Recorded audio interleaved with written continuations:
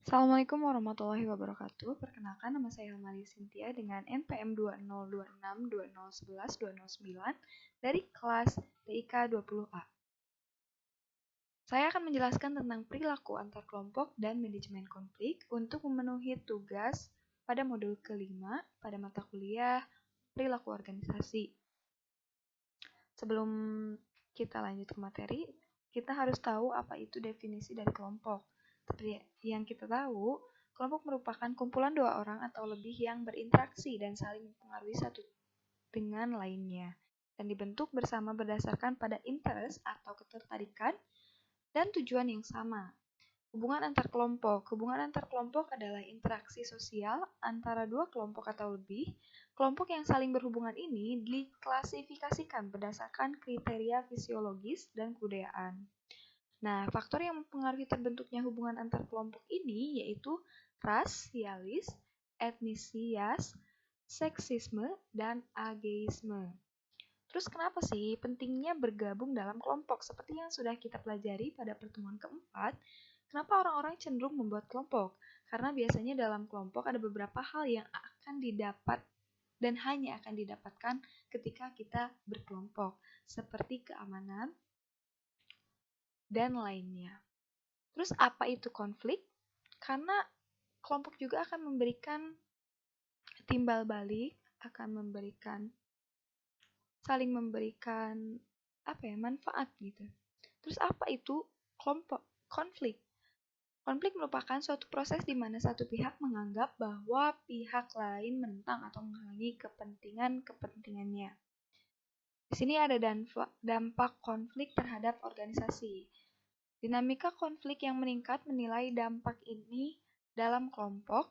Konflik dengan kelompok lain cenderung akan meningkatkan kohesivitas dan kecocokan terhadap norma kelompok, sedangkan antar kelompok konflik menyebabkan timbulnya stereotyping dan ketidakpercayaan, terus mempertinggi perbedaan, menurunkan komunikasi, dan mempertinggi distorsi komunikasi.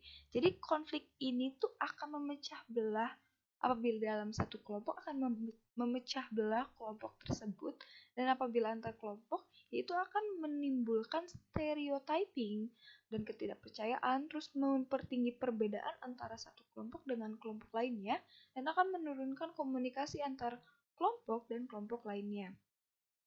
Lalu ada sumber terjadinya konflik antar kelompok. Di sini ada 4, yaitu perbedaan tujuan. Sebuah organisasi atau kelompok yaitu pastinya memiliki tujuan-tujuan. Nah, konflik ini dimulai dari perbedaan tujuan. Bisa jadi karena kelompok A memiliki tujuan A, kelompok B memiliki tujuan B. Maka dari itu mereka tidak memiliki tujuan yang sama, jadi terjadilah konflik. Terus ada ketergantungan kerja, ada perbedaan persepsi, di mana persepsi setiap kelompok itu berbeda-beda. Maka dari itu sering terjadi konflik. Terus perumusan organisasi yang menua. Nah, di sini ada dampak konflik disfungsional antara kelompok. Nah, dampaknya juga ada pada dua buah. Yang pertama dalam kelompok dan yang kedua ada antar kelompok. Yang pertama akan meningkatnya kohesivitas, terus penekanan pada loyalitas. Meningkatnya kepemimpinan oktokratis,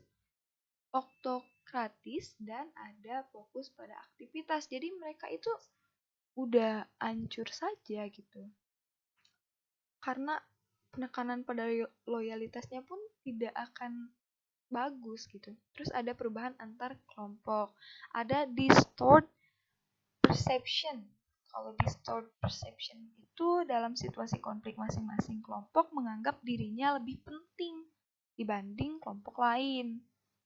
Terus ada juga negative stereotyping. Kalau negative stereotyping yaitu masing-masing anggota kelompok yang berkonflik merasa semakin memiliki sedikit perbedaan dalam kelompoknya sendiri dibandingkan dengan kelompok lain. Terus ada decrease communication.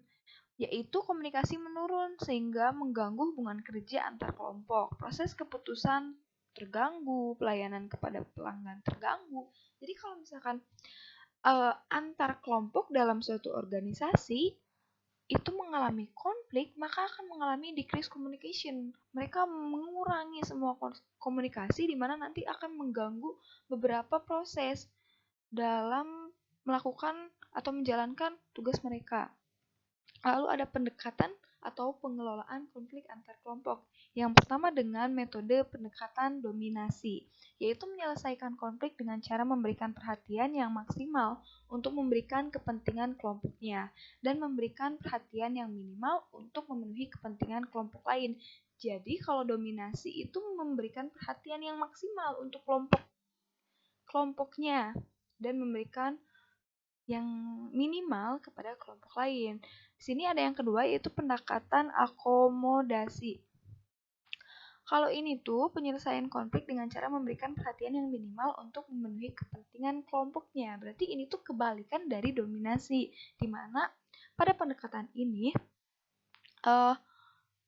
kita tuh memberikan perhatian yang minimal kepada kepentingan kelompok kita gitu, dan memberikan perhatian yang maksimal untuk memenuhi kepentingan kelompok lain.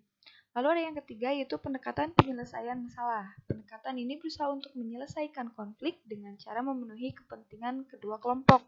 Jadi untuk penyelesaian masalah ini tuh kepentingan itu tidak dimaksimalkan atau tidak diminimalkan, akan tetapi kedua-duanya itu harus dipenuhi kepentingan antar dua kelompok itu. Lalu ada yang keempat dengan metode pendekatan penghindaran. Pendekatan ini lebih tepat sebagai alternatif sederhana. Jadi kalau misalkan penghindaran tuh tidak secara langsung gitu. Jadi melakukan penghindaran untuk meredakan suasana atau situasi konflik yang sedang memanas. Agar nanti ketika semua antar kelompoknya sudah mulai mereda, mereka bisa menerima apa yang seharusnya mereka lakukan gitu untuk menghindari dan mencegah atau untuk berbaikan. Lalu yang terakhir ada pendekatan kompromi. Kalau kompromi ini merupakan cara untuk mencari jalan tengah, kompromi menjadi efektif apabila dua kelompok yang sedang konflik memiliki kekuasaan yang relatif seimbang dan memiliki tujuan yang sama efektif. Jadi, pendekatan kompromi itu dilakukan apabila untuk mencari jalan tengah, gimana nih bagusnya, karena mereka memiliki kekuasaan yang relatif sama, sehingga nanti tidak akan ada kesetimpangan dalam keputusan yang mereka lakukan atau keputusan yang diambil dari hasil kompromi. Mungkin itu saja yang dapat saya sampaikan pada perilaku kelompok dan manajemen konflik. Terima kasih. Wassalamualaikum warahmatullahi wabarakatuh.